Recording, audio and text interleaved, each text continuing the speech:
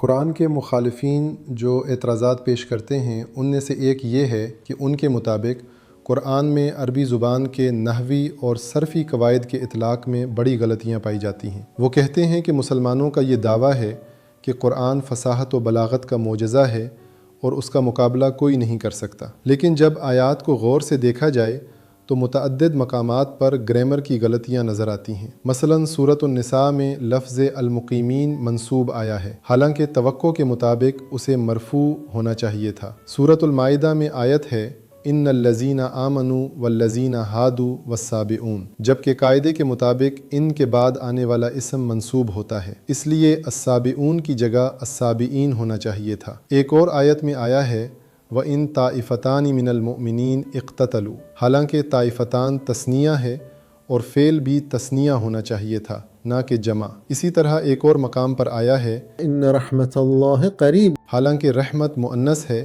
اس لیے صفت بھی مؤنث ہونی چاہیے تھی۔ مخالفین نے اس قسم کی بہت سی مثالیں جمع کی ہیں اور ان کی بنیاد پر کہتے ہیں کہ یہ نہ صرف قرآن کے معجزہ نہ ہونے کی دلیل ہے بلکہ یہ ایک عام عربی متن سے بھی کم معیار کا ہے، کیونکہ عام عربی تحریروں میں بھی ایسی گرامر کی غلطیاں نہیں ہوتی۔ مسلمان علماء اور مفسرین نے ان اعتراضات کے مختلف جوابات دیے ہیں۔ کئی مواقع پر انہوں نے کہا کہ عربی قواعد میں ایسی باریکیاں موجود ہیں جو بظاہر نظر آنے والے مسائل کو حل کر دیتی ہیں۔ بعض جگہوں پر یہ وضاحت دی گئی کہ تاکید، مدح یا بلاغی مقصد کے لیے منسوب لفظ بھی لایا جا سکتا ہے۔ بعض اوقات کہا گیا کہ اصل نحوی تعلق وہ نہیں جو پہلی نظر میں سمجھ آتا ہے، بلکہ قرآن نے جان بوجھ کر ایسا اسلوب اختیار کیا ہے تاکہ مختلف معنی پیدا ہوں۔ بعض توجیحات مختلف عربی لہجوں پر مبنی ہیں اور بعض قراءات کے اختلاف پر، جن کے مطابق درست نحوی صورت کسی دوسری قراءت میں موجود ہوتی ہے۔ کچھ علماء یہ بھی کہتے ہیں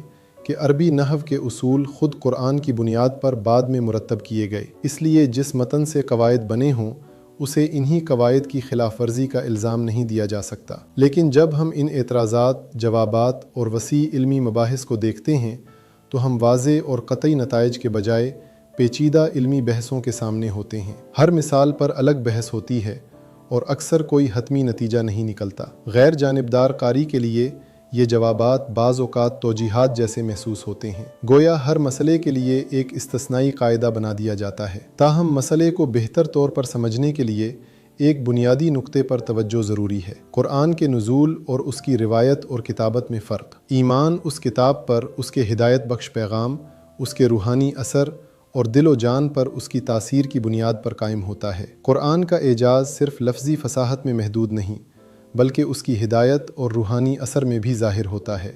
لیکن قرآن کی کتابت اور ترسیل ایک انسانی عمل کے ذریعے ہوئی۔ وحی اپنی اصل میں درست ہے لیکن اس کی نقل، روایت اور قرأت انسانی عمل کے تحت ہوئی، اور کسی بھی انسانی عمل میں اختلافات کا پیدا ہونا فطری بات ہے۔ اسی لیے قرآن مختلف قراءات کے ساتھ ہم تک پہنچا ہے، حتیٰ کہ سورۃ الفاتحہ جیسی مختصر مگر بنیادی صورت میں بھی اختلاف پایا جاتا ہے، جیسے مالک یوم الدین یا مالک یوم الدین اور صراط الذین انعمت علیہم یا صراط من انعمت علیہم وغیرہ۔ یہ اختلافات اس زمانے کے لہجوں اور نقل و قرات کے فرق کی وجہ سے پیدا ہوئے۔ اہم بات یہ ہے کہ اللہ تعالیٰ نے قرآن کو اس طرح محفوظ رکھا کہ یہ معمولی اختلافات اس کے معنی، ہدایت اور اثر کو متاثر نہیں کرتے۔ لہٰذا اگر قرآن میں کوئی ایسا مقام نظر آئے جو بظاہر قواعد کے خلاف ہو تو اسے الہی حکمت کے امکان کے طور پر بھی دیکھا جا سکتا ہے، جیسا کہ بہت سے علماء کہتے ہیں۔ ساتھ ہی یہ بھی کہا جا سکتا ہے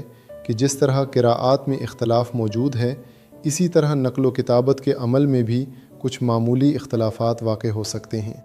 خلاصہ یہ ہے کہ یقینی بات یہ ہے کہ اللہ تعالیٰ جو قرآن کا نازل کرنے والا ہے وہ کسی قسم کی غلطی نہیں کرتا، اس لیے نزول قرآن میں کوئی نحوی یا دیگر غلطی موجود نہیں۔ لیکن جو متن ہم تک پہنچا ہے اگر اس میں کہیں کوئی معمولی فرق بھی ہو تو وہ ہمارے ایمان اور قرآن کی حقانیت پر کسی بھی طرح اثر انداز نہیں ہوتا۔